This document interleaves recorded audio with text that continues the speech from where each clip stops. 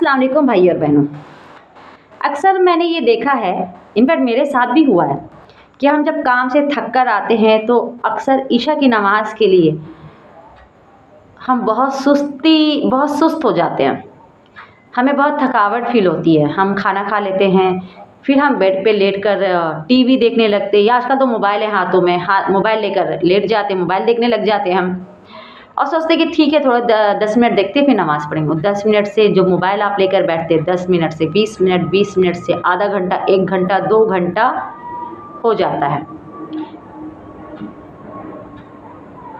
Flight की आवाज़ आ रही है। खैर मैं क्या कह रही हूँ कि क्या होता है, तो हम ऐसे जब हम घर आते हैं शाम को थक कर, समझे हम 7-8 बजे आए, खाना खाकर हम लेट गए मोबाइल देखने कि थोड़ा सा रेस्ट कर लेते फिर नमाज़ पढ़ेंगे।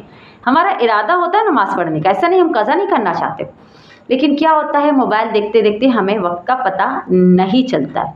इस तरह घंटा, 1.5 घंटा, 2 घंटा, फिर इस तरह रात के 10, 11 और 12 बज जाते हैं। फिर लगता है 12 बज गए, अब क्या पढ़ें, अभी सो जाते हैं, कल पढ़ेंगे, कल से ज़रूर पढ़ेंगे, कल से पक्का ईशा कज़ा नहीं करेंगे, कल से ज़रूर पढ़ेंगे। इस तरह से हमारी ईशा की नमाज़ कज़ा हो जाती है और फिर हम नहीं पढ़ते हैं।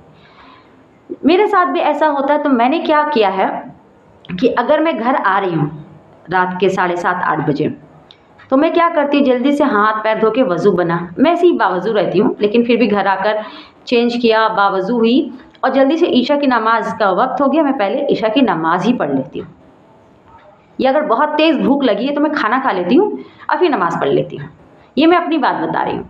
इससे क्या होता है कि मेरा नमाज़ वक्त पे अदा हो जाती है, मेरा नमाज़ डिले नहीं होता, और जब डिले नहीं होगा तो फिर स्किप भी नहीं होगा। ज़्यादातर चांसेस होता है कि डिले होने के बाद वो मिस भी हो जाता है कि लोग सोचते पढ़ेंगे पढ़ेंगे, इस तरह रात के 12 बज जाते हैं और नहीं पढ़ पाते। कुछ लोग पढ़ लेते हैं, कुछ लोग नहीं पढ़ पाते। भाई और बहनों, इसका तरीका यही है कि जब आप घर आएँ काम से थके हुए हैं, बहुत तेज़ भूख लगी है, खाना खा लीजिए, खाना खाने के बाद फ़ौरन नमाज़ पढ़ लीजिए, क्योंकि ईशा की नमाज़ का अगर वक्त हो गया है, रात के 8:30-9 बज गए हैं, आप घर उस वक्त आएँ, खाना खाएँ, नमाज़ पढ़ लीजिए, या आप नमाज़ पढ़ कर खाना खा लीजिए। ये मत सोचिए कि मैं थोड़ी देर बाद पढ़ूंगा, आधा घंटा मोबाइल देख लेता हूँ फिर पढ़ूंगा, नहीं, ऐसा मत कीजिए। पढ़ लीजिए, आपको भी आराम मिलेगा, आपको भी अच्छा लगेगा, चलो मैं नमाज़ पढ़ लिया। वो भी तो एक फ़र्ज़ है, वो तो फ़र्ज़ है हमारा, हमें तो पढ़ना ही है। तो अगर आप ये फॉलो करते, जैसे घर आएँ रात के अगर 7:30, 8, 9:30 बजे आएँ, जैसे आएँ, अगर भूख लगी है तो पहले खाना खा लीजिए और फिर नमाज़ पढ़ लीजिए, या पहले नमाज़ पढ़ लीजिए फिर खाना खाइए। इस तरह आपका नमाज़ और डिले नहीं होगा और आप नमाज़ अदा भी कर लेंगे और नमाज़ कज़ा भी नहीं होगी, क्योंकि ज़्यादातर लोग ईशा की नमाज़ इसी थकावट की वजह से, सुस्ती की वजह से कज़ा कर देते हैं। ईशा की नमाज़ बहुत ज़रूरी है, 5 वक्त की नमाज़ फ़र्ज़ है। ऐसा नहीं कि आप काम से थक के आएँ तो अल्लाह ने आपको अलाउ कर दिया है कि आप थके हुए तो आप ईशा मत पढ़ो, जी नहीं, 5 वक्त की नमाज़ फ़र्ज़ है, तो ईशा भी उसमें, ईशा की नमाज़ वो भी इंक्लूडेड है, तो पढ़नी ही पढ़नी है। खैर आज के लिए इतना ही।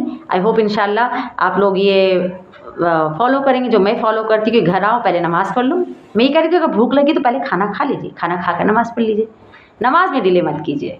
नमाज़ पढ़ने के बाद फिर आप आराम कीजिए, बेड पे बैठ के मोबाइल देखिए या टीवी देखिए। मैं तो कहूँगी कि मोबाइल या टीवी मत देखिए, थके हारे हैं, मतलब थक गए हैं, आराम कीजिए। अल्लाह हाफ़िज़।